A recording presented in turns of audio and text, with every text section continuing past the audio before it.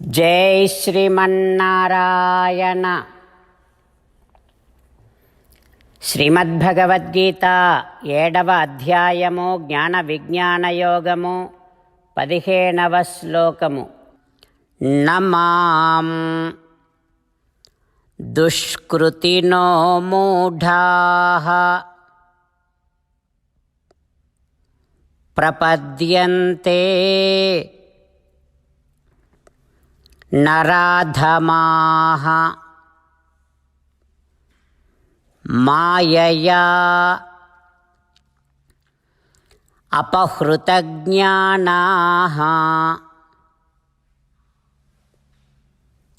ఆసురం భావం ఆశ్రితాః. ఓం.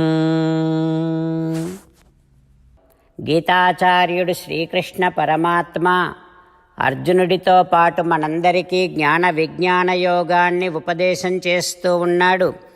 పరమాత్మ అంటూ ఉన్నాడు, అర్జున, ఈ మాయను దాటాలి, జనన మరణ చక్రము నుండి విముక్తులము కావాలి అని అనుకున్నటువంటి వారందరూ నన్నే ఆశ్రయించాలి అని కదా చెప్పాను. మరి అందరు ఆశ్రయిస్తున్నారా?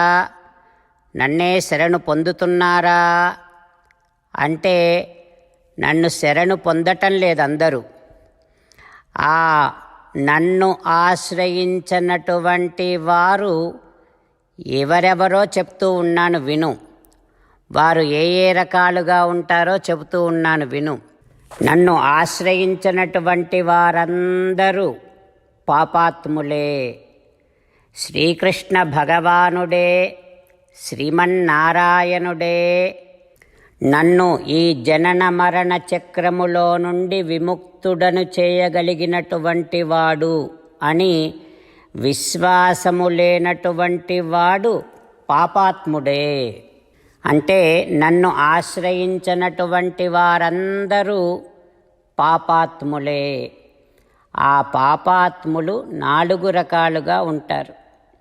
అర్జున, ఈ ఆత్మలన్నీ నా సొత్తు.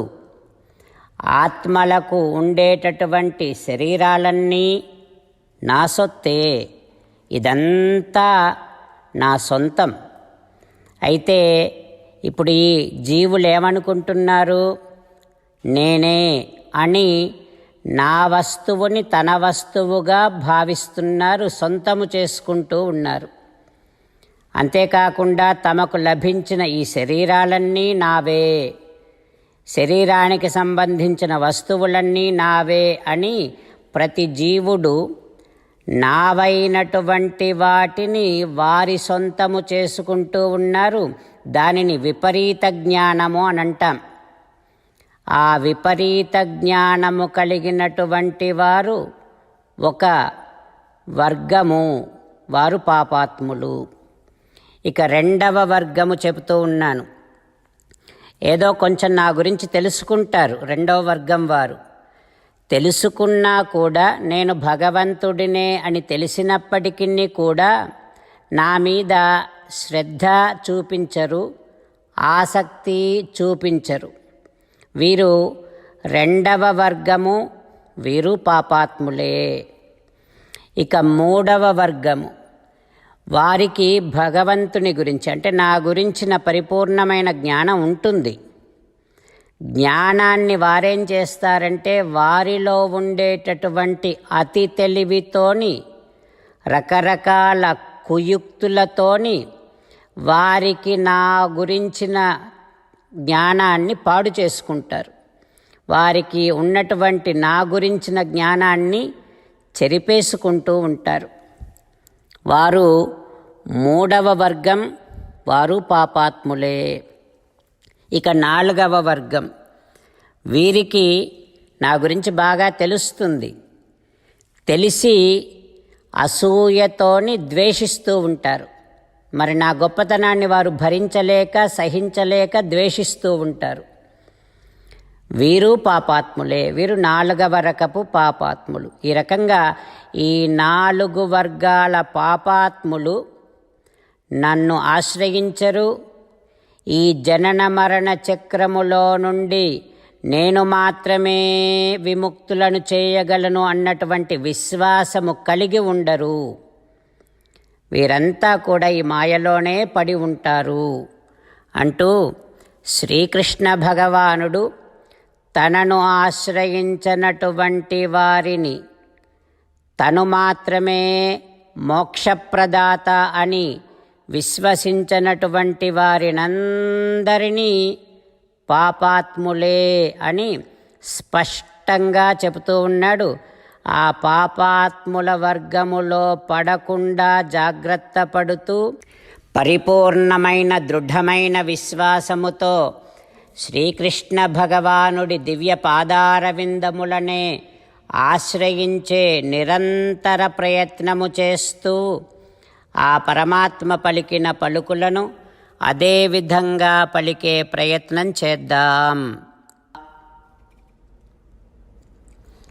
నమాం దుష్కృతినో మూఢాః ప్రపద్యంతే నరాధమాః మాయయాపహృతజ్ఞానాః ఆసురం భావమాశ్రితాః. అంతేకాకుండా మనం ప్రతిరోజు శ్రీమన్నారాయణుడికి ఒక 8 పనులు చేస్తాం అని మాట ఇద్దాం. ఎందుకంటే శ్రీకృష్ణ భగవానుడు 18వ అధ్యాయములో 65 నుండి 70వ శ్లోకాల ద్వారా శ్రీమద్భగవద్గీత అంతటికీ సారభూతముగా మనకు 8 పనులు చేయమని చెప్పాడు. అలా చేస్తే చాలు, నేను మిమ్మల్ని అన్ని విధాలుగా రక్షిస్తా అని ప్రమాణపూర్వకముగా ప్రతిజ్ఞ కూడా చేశాడు. అందుకని శ్రీమద్భగవద్గీతను అంతటినీ విన్న తర్వాత అర్జునుడు కూడా చివరకు కరిష్యే వచనం తవ, కృష్ణ నువ్వు చెప్పినట్టే చేస్తా అని అన్నాడు. కనుకనే భగవానుడు అర్జునుడికి అన్ని విధాల విజయాన్ని అందించాడు. మనం కూడా ప్రతిరోజు శ్రీమన్నారాయణుడికి ఆ రకంగానే మాట ఇద్దాం. 8 పనులు చేస్తాం అని మనము మాట ఇస్తే అది అష్టాక్షరీ మహామంత్ర జపము చేసినటువంటి ఫలితాన్ని మనకు ప్రతిరోజు ఇస్తుంది. ఇట్లా మాట ఇవ్వటం కంటే గొప్ప పూజ, యజ్ఞము, తపస్సు మరొక్కటి లేనే లేదు. అందుకని నేను అంటూ ఉంటాను, మీరు మనస్సులో భావిస్తూ ఉండండి. ఈ రకంగా మనము మాట ఇస్తూ ఉంటే శ్రీకృష్ణ భగవానుడి ముఖారవిందములో కలిగేటటువంటి ఆనందాన్ని మనం ప్రతిరోజు దర్శిద్దాం, ఆస్వాదిద్దాం. జై శ్రీమన్నారాయణ. హో శ్రీమన్నారాయణ, నువ్వు చెయ్యమన్నట్టే నేను నిన్నే సంతతము ధ్యానము చేస్తూ ఉంటా. హో శ్రీమన్నారాయణ, నువ్వు చెప్పినట్టే నేను నీ భక్తుడిగానే ఉంటా. హో శ్రీమన్నారాయణ, నువ్వు చెయ్యమన్నట్టే నేను నా విధులను కర్తవ్యాలను నీ సేవగా నీ తృప్తి కోసమనే సక్రమంగా నిర్వర్తిస్తూ ఉంటా. హో శ్రీమన్నారాయణ, నువ్వు చెప్పినట్టే నేను నీవాడిని అనే మహావిశ్వాసముతో నీకే నమస్కరిస్తూ ఉంటా. హో శ్రీమన్నారాయణ, మామేకం శరణం వ్రజ, నన్ను ఒక్కడిని మాత్రమే శరణు వేడుకో అని నువ్వే అన్నావు కనుక నేను నిన్ను ఒక్కడిని మాత్రమే శరణు వేడుకుంటా. హో శ్రీమన్నారాయణ, మా శుచః, ఇక దుఃఖించకు అని నువ్వే నాకు భరోసా ఇస్తున్నావు కనుక నేను ఇక దుఃఖించను. హో శ్రీమన్నారాయణ, నువ్వు చెప్పినట్టే నువ్వు నా కోసమని అనుగ్రహించినటువంటి శ్రీమద్భగవద్గీతను ప్రతిరోజు కనీసము 1 శ్లోకాన్నైనా జ్ఞాపకం చేసుకుంటూ శ్రీమద్భగవద్గీతను అనుసంధానము చేస్తూ ఉంటా. హో శ్రీమన్నారాయణ, నువ్వు చెప్పినట్టే నువ్వందరి కోసమని చెప్పినటువంటి శ్రీమద్భగవద్గీతను తెలియని భక్తులందరికీ తెలియచేసే నా వంతు ప్రయత్నాన్ని నేను నిరంతరము కొనసాగిస్తూనే ఉంటా. హో శ్రీమన్నారాయణ, నేను నువ్వు చెప్పినట్టే చేస్తా, నీకు నచ్చినట్టే ప్రవర్తిస్తా, నీకోసమే పని చేస్తూ ఉంటా. కరిష్యే వచనం తవ. జై శ్రీమన్నారాయణ. భక్తులకు ప్రత్యేకమైనటువంటి విజ్ఞాపన. మీకు అన్ని విషయాలలో వెంటనే మంచి ఫలితాలు రావాలి అనంటే ప్రతిరోజు 1 నిమిషం వెచ్చించి నారాయణాస్త్రాన్ని చదవండి. ఇక మీకు తిరిగే ఉండదు. నారాయణాస్త్రాన్ని పొందడానికి మీరేం చేయాలంటే నారాయణాస్త్రం అనే వెబ్సైట్కి వెళ్ళి మీ పేరు, మీ ఈమెయిల్ ఇస్తే మీ ఈమెయిల్కి నారాయణాస్త్రం PDF వస్తుంది. అందులో ఒక రామాయణ శ్లోకం, ఒక గీతా శ్లోకం, ఒక విష్ణునామం ఉంటాయి. ఆ 3ంటిని కలిపి నారాయణాస్త్రం అంటాం. ప్రతి ఒక్కరికి వేరువేరు శ్లోకాలను ఇస్తున్నాం. ఆ రకంగా ఎవరి శ్లోకాన్ని వారు ప్రతిరోజు తప్పనిసరిగా చదవటం వలన ప్రతిరోజు ప్రతి 24,000 భక్తులతో ఒకసారి సంపూర్ణ రామాయణ పారాయణ, 33 సార్లు శ్రీమద్ భగవద్గీత పారాయణ, 24 సార్లు శ్రీ విష్ణు సహస్రనామ స్తోత్ర పారాయణ జరుగుతుంది. ప్రతి ఒక్కరికి అంతటి విశేష ఫలితము ప్రతిరోజు లభిస్తుంది.